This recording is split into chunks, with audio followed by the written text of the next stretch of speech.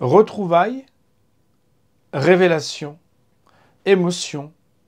Notre paracha est un épisode passionnant où le roi, Joseph, va révéler son identité à ses frères, qui 22 années plus tôt l'avaient jeté pour le tuer, le laissant éloigné de son père, Yaakov, qui va enfin le retrouver. Un moment d'émotion, et lui qui est devenu vice-roi d'Égypte leur dit « N'ayez pas peur, parce que ce n'est pas vous qui m'avez envoyé en Égypte, mais Ha-Elohim. C'est le Créateur qui a voulu que les choses se passent ainsi. » C'est une preuve de foi extraordinaire de la part de Joseph, qui, au-delà des rancœurs humaines, est capable de voir la main de Dieu, qui a dirigé les choses. Et comme le dit le Rav Dessler, si quelqu'un vient mordre le bâton, plutôt que de voir que celui qui tient le bâton est celui qui a frappé, on peut comprendre que dans la vie, les épreuves nous mettent à l'épreuve de la foi, avant toute autre épreuve. De savoir déceler qu'au-delà de ce que celui qui m'a fait du mal pense être l'auteur et l'acteur de ce qu'il a fait, bien sûr qu'il doit être puni et on doit lui faire la réprimande. Mais on ne doit jamais oublier qu'en définitive, personne ne peut faire quelque chose dans ce bas monde sans que dans le ciel, la décision ait été prise par le Créateur. Voilà que Joseph retrouve son père et il l'installe dans une Égypte qui est sous sa gouvernance. Il était le vice-roi d'Égypte. Il installe son père et ses frères à Goshen, dans un endroit où là-bas, tout ira bien pour eux.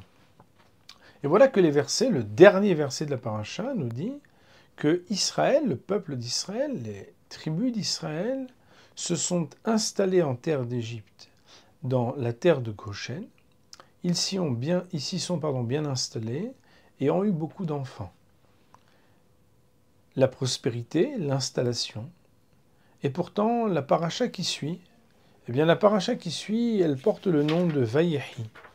Et Vayehi, comme vous le savez, c'est un épisode qui est triste, puisqu'il n'y a aucun espace entre la fin de notre paracha cette semaine et le début de la paracha de la semaine prochaine, à part un trait d'espace, comme sur un ordinateur, alors qu'en général, il y a beaucoup plus d'espace.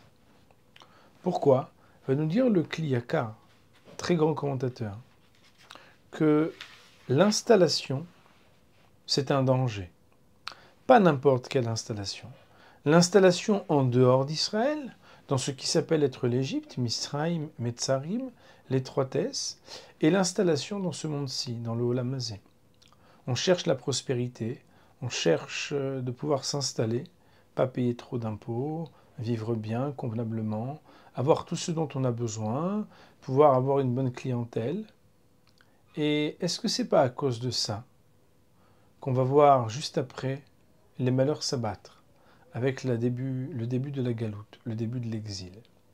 La réflexion qui est proposée ici est de dire que lorsqu'on s'installe et qu'on cherche à s'installer dans ce monde-ci, on peut être confronté à des problèmes très graves, les problèmes de l'exil.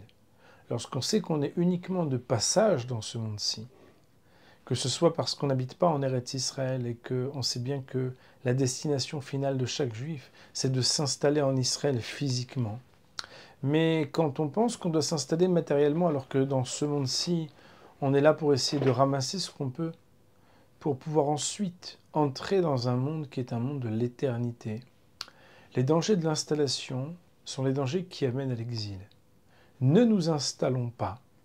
Ayons l'aspiration et l'ambition, à la fois de vivre en Eretz Israël, d'accomplir les mitzvot et de faire ce que nous devons pour prendre dans ce monde-ci les mérites de vivre une vie d'éternité dans le monde à venir. Shabbat Shalom.